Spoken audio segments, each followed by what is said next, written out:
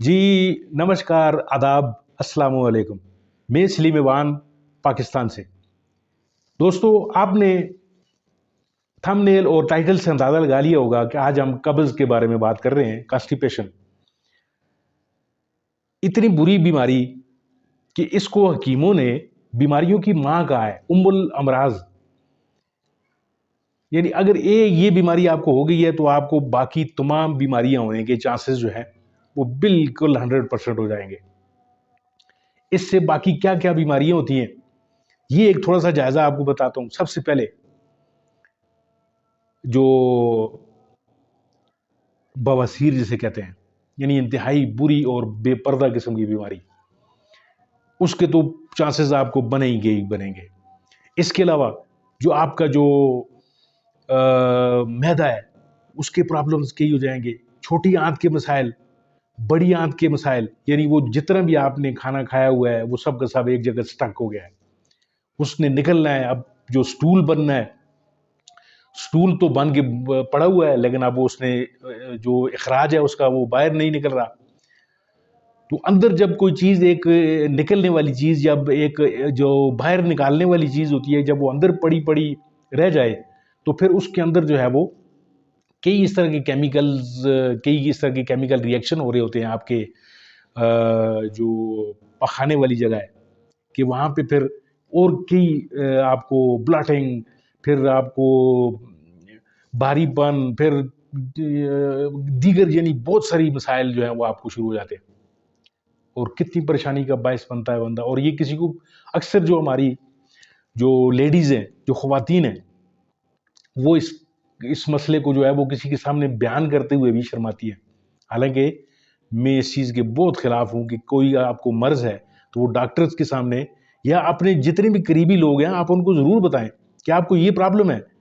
ख़ास तौर पे जो लेडीज़ का जो मखसूस जो अयाम होते हैं, उनकी जो मेंस्ट्रुएशन होती है, उसके बाद उसमें अगर कोई प्रॉब्लम्स हैं तो वो नहीं बताती हैं। ये उनका इशू है। बहरहाल आते हैं मौजू की तरफ। कब्ज़ की बात कर रहे थे हम।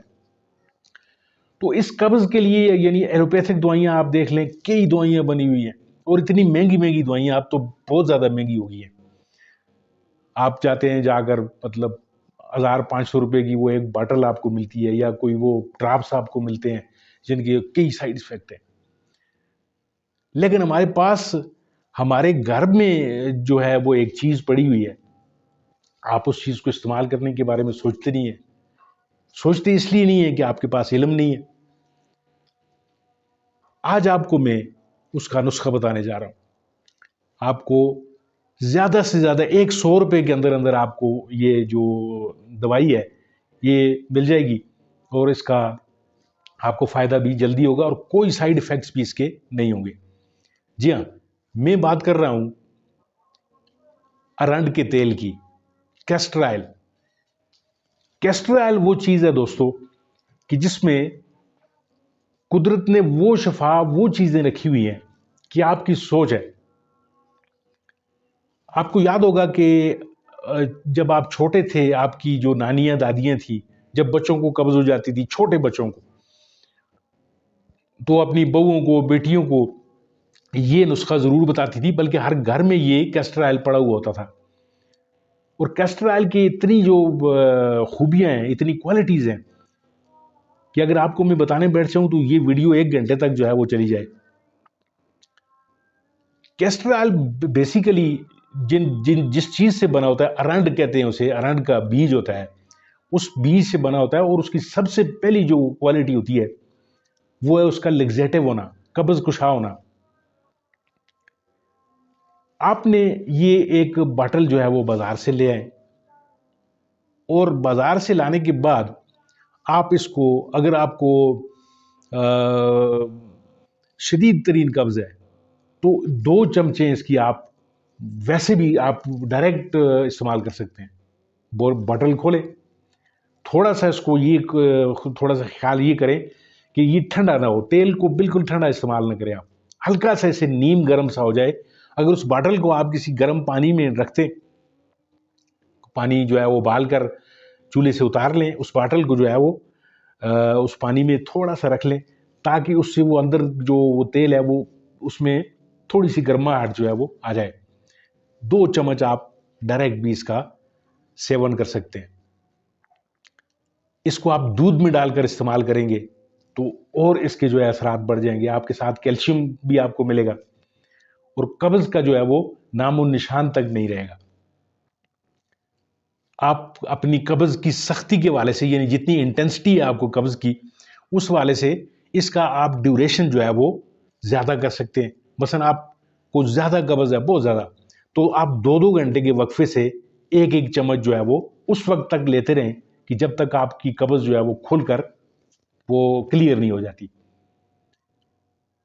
आप दुआएं देंगे मुझे। यानी कैस्टर ऑयल एक ऐसी कुदरत ने इसमें इतनी खूबियां रखी हुई हैं।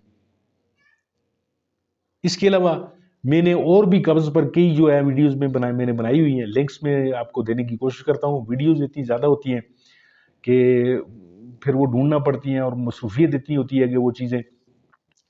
तो बहरहाल इस वीडियो में भी मैं आपको एक और नुस्खा भी बता देता हूँ, लगे हाथों चलिए, कि आप ये जो सरसों का तेल अगर आपको खालिस मिल जाए, सरसों का तेल में भी कुदरत ने बहुत बड़ी शफा रखी हुई है और कब्ज कशा इसमें खासियत होती है।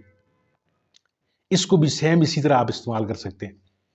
इसको डायरेक्ट यूज कर सकते हैं आप, डायरेक्ट 2 चम्मच आप, बड़े चम्मच जो चावल जो खाने वाले चम्मच होते हैं, वो 2 चम्मच आप डायरेक्ट सरसों के तेल की इस्तेमाल कर सकते हैं। इसके अलावा कोशिश कीजिए कि आप ये जो प्रोसेस्ड जो फूड है इनसे बचें, मिर्च मसाला बिल्कुल ख़त्म कर दें, सब्जियों की तरफ जाएं। पालक, एक हमारे पाकिस्तान में एक साग होता है, उसे सौंचल कहते हैं। अब मुझे पता नहीं है कि इंडिया में या बाकी जगहों पे उसका क्या नाम है। कब्ज कुशा बेहतरीन लेग्जेटिव। जितने भी ग्रीन लीफी जो आपकी जो वेजिटेबल्स हैं वो आपके इर्द गिर्द मौजूद है, लेकिन शर्त ये है कि थोड़ा सा ऑर्गेनिक हो जाए। आप अपने घर पे उगा सकते हैं ये तमाम की तमाम चीज़ें। सब्जियों की तरफ जाएं, गोश्त भी इस्तेमाल करें, वो हमारी ज़रूरत है, हफ्ते में 1 आध 2 बार गोश्त खाएं। बाकी सब्जियों की तरफ जाएं। और इंडिया में तो मैं आई एम श्योर कि ज़्यादातर लोग जो हैं वो सब्जी इस्तेमाल करते हैं, लेकिन इसके बावजूद भी अगर कब्ज़ होती है उन्हें, तो फिर ये जो मैंने चीज़ें बताई हैं आपको, ये लेग्जेटिव्स, ये आप ज़रूर यूज़ करें। आपको ज़रूर अफाका होगा। आपको 20 दिन का मैं टाइम देता हूँ, 20 दिन के अंदर अंदर आपको ये अफाका देगी। अगर आपको फ़र्क पड़ता है, आपके दोस्तों को फ़र्क पड़ता है, तो मेरी ये वीडियो बनाने का मकसद जो है वो पूरा हो गया है। आप वापस आइए, कमेंट्स कीजिए और फिर आकर मेरे चैनल को सब्सक्राइब कीजिए। फिर तो एक सब्सक्राइब जो है वो मेरा ज़रूर बनेगा। बहुत बहुत शुक्रिया वीडियो के लिए टाइम निकालने के लिए। मिलते हैं आपके साथ किसी और मौजू, किसी और वीडियो में। तब तक के लिए दीजिए इजाज़त। अल्लाह हाफिज़।